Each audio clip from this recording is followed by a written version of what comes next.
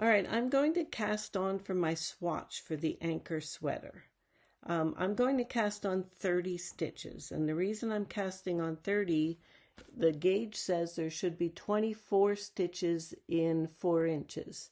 So I'm going to cast on 30 to allow myself to have a little bit of an edge on either side so I can have it lay flat. Often people don't ask about how long do you make your tail when you do a long tail cast on.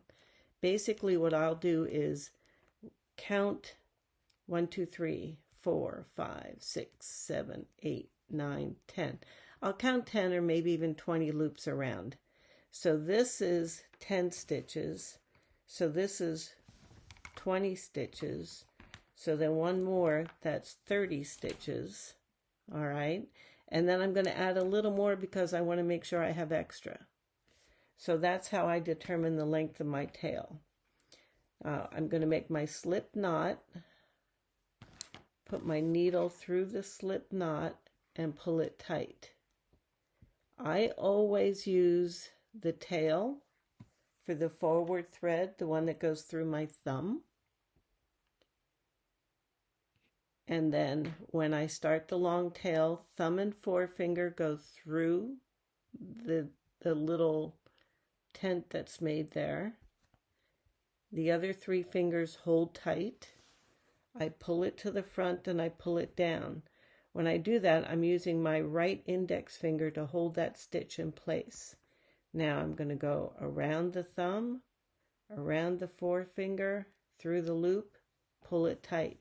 I want this to be a looser cast on, so I'm going to make sure that the spacing between my stitches as I pull it tight is consistent, but also that it's about, I'd say it's almost 1/4 of an inch. So that's 2. Again, my index finger's holding it in place. You see that 1/4 of an inch space? That's 3, 4, 5. All right, and by having that space, that's going to allow this room to grow. Let me go a little faster now. There's 6, 7, 8, 9, 10. Now, you can see the space between the stitches. It's fairly consistent, and they're not real close to one another. They're spread out.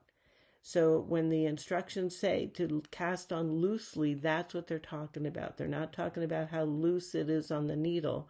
They're talking about the spacing between the stitches. The other thing I do when I'm casting on is I put a marker after every 10 stitches. I don't know about you, but the hardest thing about knitting is often counting your stitches. So if I have my marker at 10, I only have to count at 10. So there's 1, 2, 3, 4, 5, 6, 7, 8, 9. I split it. There we go. Now wait a minute. So I was at 8, right? 2, 4, 6, 8. This is why I put the marker in. 9, 10. All right, so now I'm going to put another marker in. So that's 20 stitches. 1, 2, 3. Again, see the spacing between my stitches. I'm trying to keep that as consistent as I can, and also about that 1/4 of an inch. All right, so 1, 2, 3, 4, 5, 6, 7, 8, 9, 10. All right. There's my 30 stitches now.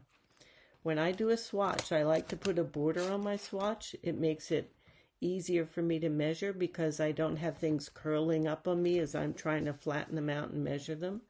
So the first thing I do is 4 rows of of seed stitch, and the seed stitch is basically knit 1, purl 1, but it's not a ribbing because when you do the second row, you purl the knits and knit the purls, and I'll show you what that means. So I'm gonna, first row is just knit 1, purl 1.